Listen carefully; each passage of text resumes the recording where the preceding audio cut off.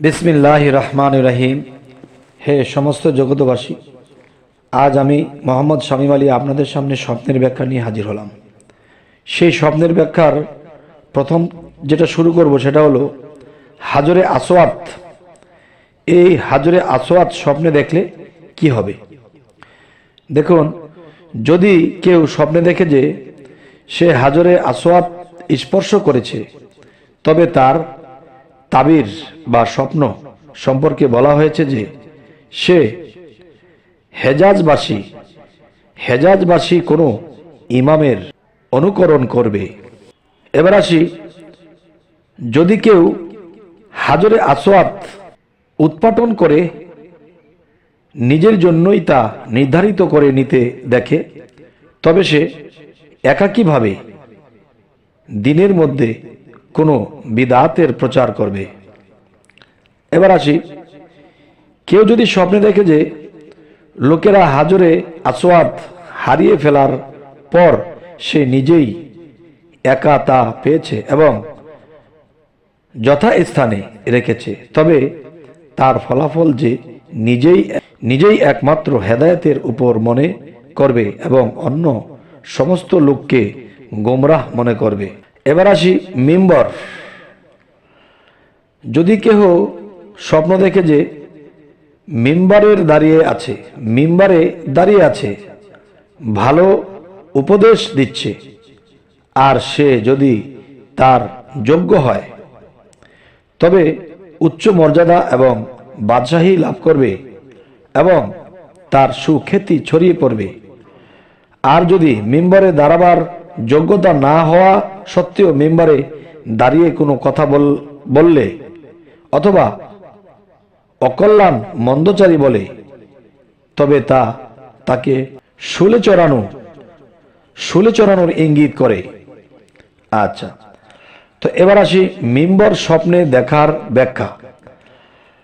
আরবের বাদশাহ সম্মানের স্থান ও ইসলামী দল দ্বারা করা হয়। বর্ণিত আছে যে একজন লোক ইমাম জাফর সাদেক রহমতুল্লাহ আলাই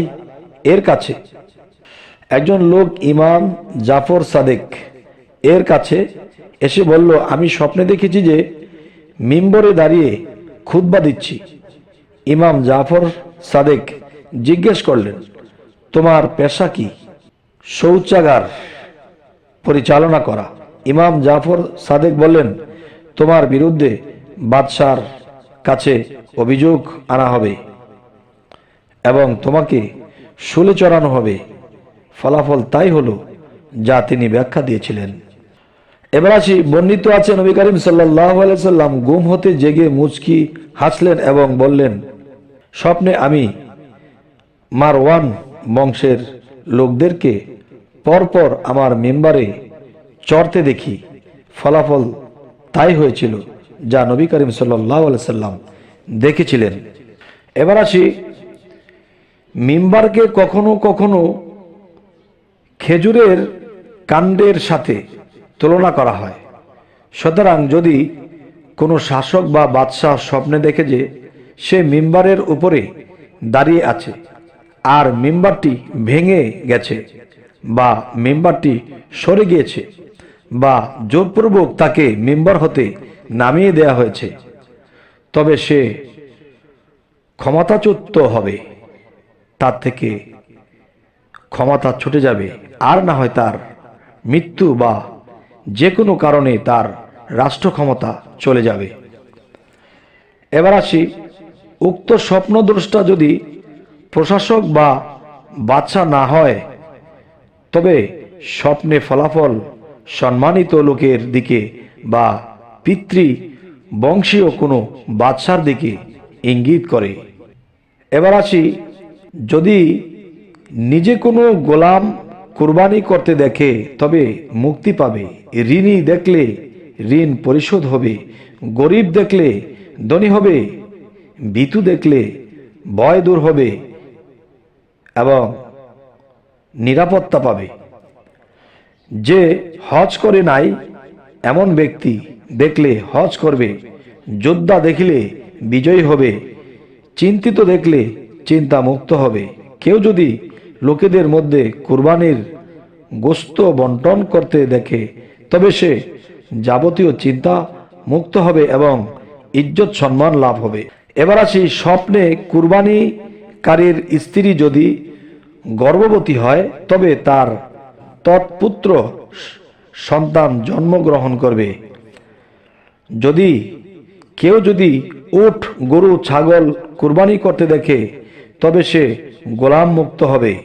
কেউ যদি কুরবানি পশু হতে কোনো কিছু চুরি করতে দেখে তবে সে আল্লাহর উপর মিথ্যা আরোপ করবে বা মিথ্যা অপবাদ রটাবে।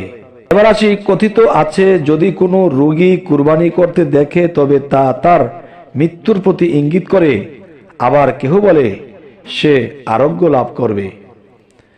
আচ্ছা, এবার আসি, ঈদুল আজহা বা কুরবানির দিন স্বপ্নে দেখা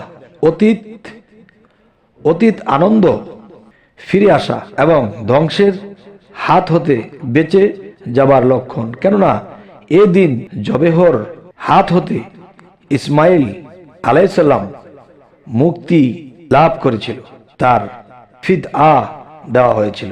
হে সমস্ত জগতবাসী, আজকের যে আলোচনাটি আপনাদের সামনে করা হলো, এই আলোচনাটি অবশ্যই আমাদের বুঝে চলতে হবে এবং স্বপ্নের ব্যাখ্যার মাধ্যমে আল্লাহ মানুষকে অনেক প্রখর জ্ঞানী করে তোলে।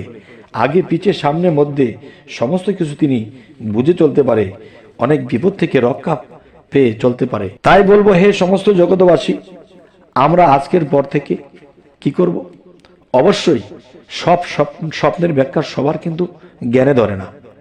দেখা যায় বাহ্যিকভাবে যে মাওলানা, আলেম বা মুফতি আজম যারা আছে এদের কাছ থেকেও স্বপ্নের ব্যাখ্যা চেলে হয়তো কোনো গ্রন্থ থেকে বলে দিতে পারে। আর আপনি যদি বুঝে নিতে পারেন তো আলহামদুলিল্লাহ। আর যদি তাদের মধ্যেও যদি না হয় তাহলে অবশ্যই কোনো ওলি আউলিয়া যাদের সাথে আল্লাহর সাথে কানেকশন আছে, তখন আল্লাহর কাছে তারা যদি ফরিয়াদ করে বা ধ্যান করে তাহলে সেই ধ্যানে বা সেই ফরিয়াদে আল্লাহ তাকে ইঙ্গিত করে এবং সেই ব্যাখ্যা সঠিকটা আপনারা পেয়ে যাবেন। সামনে আপনি কোটি কোটি টাকা ইনভেস্ট করবেন, লক্ষ লক্ষ টাকা ইনভেস্ট করবেন, এখন এই জিনিসগুলো মার খেয়ে যাবেন। এমন যদি আপনি আগে জানতে পারেন তাহলে এটাতে করবেন না। তো অবশ্যই আমাদের স্বপ্নের ব্যাখ্যা বুঝতে হবে। তাই বলবো কি, যে আমাদের চ্যানেলটি যদি ভালো লাগে অবশ্যই সাবস্ক্রাইব করে নেবেন, পরবর্তীতে যেন ভালো আলোচনায় নিতে পারি। সকলেই ভালো থাকবেন। আল্লাহ হাফিজ।